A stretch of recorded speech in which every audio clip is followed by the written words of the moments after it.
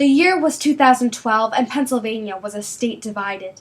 To remedy the issue, the Pennsylvania State Legislature passed the bill known as Act 13 to regulate the natural gas drilling occurring in the state.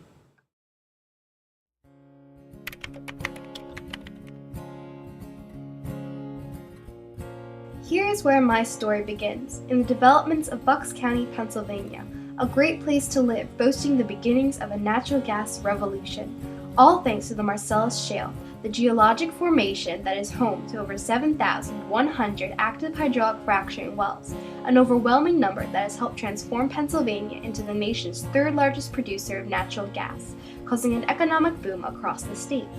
And although I don't live directly on top of the Marcellus Shale, how Pennsylvania exploits this incredible resource still heavily impacts me and my future. The discussion of the development of Marcellus Shale and what do we do with this resource, which really you need to remember is everybody's resource. It sits under the Commonwealth of Pennsylvania. All too often we have people that are paying a lot of money for the utility bills, to heat their homes, for example.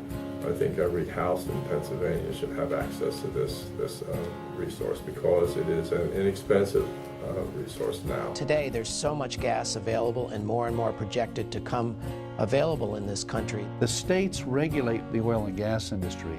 Those states where most of the activities occurring in Pennsylvania, Ohio, North Dakota, and elsewhere have already taken action to regulate the industry. After learning about the impact of hydraulic fracturing upon my community, I was left with a burning question. How is Pennsylvania regulating the industry?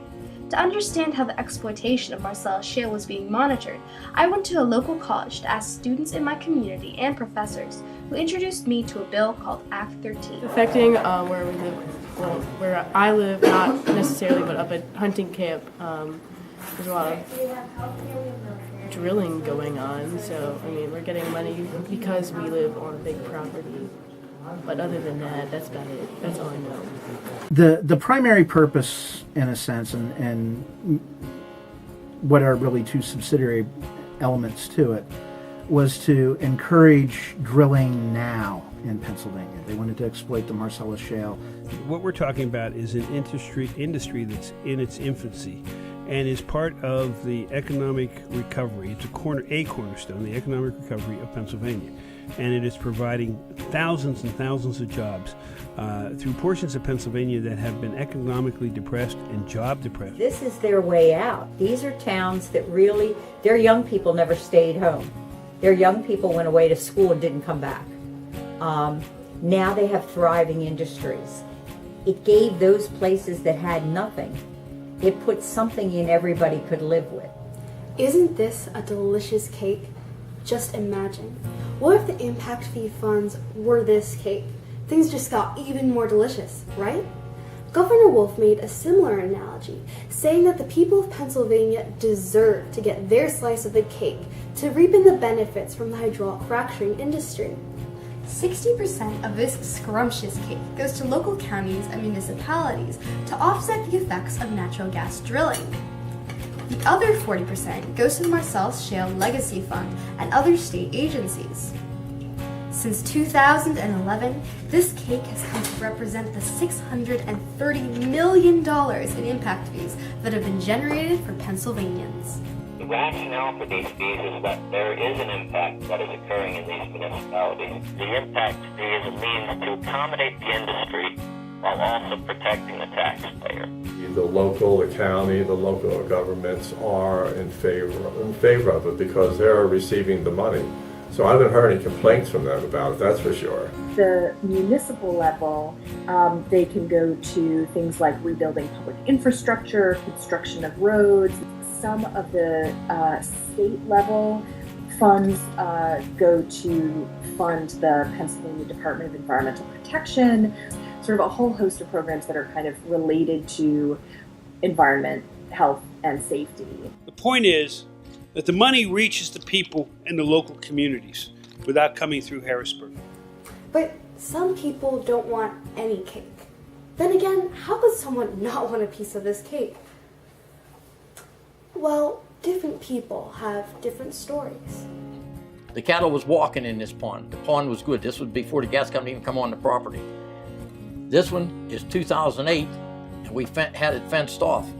And there's what the water turned like. The people in Pennsylvania, we were the guinea pig, the canary in the coal mine, if you will. We had no idea what this stuff was, man. They have destroyed my state. It's not as if you pay this one fee and everything is fine after that. Do we really want to frack all of the gas is a big question. There are environmental drawbacks. How, though technology has changed over time, fracking has become safer. The jury's still out whether it really is safe and whether, especially wells in the longer term. The record is more mixed to some extent because there really is a question about whether these fees are sufficient, right? Are these fees high enough to truly compensate for the environmental harm? Are the citizens of Pennsylvania benefiting sufficiently from these resources? So I think there are aspects of Act 13 that are good. There's always the question of whether they could be more good.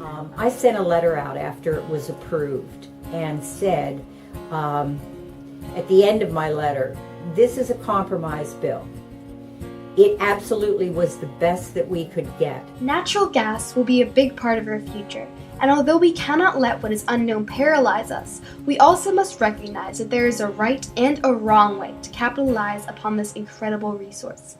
As a Pennsylvanian, I do carry the responsibility of safely exploiting the Marcellus Shale, but whether the means of obtaining this resource is morally sound is something only time will tell. My name is Sophia Swartz, and this is my story.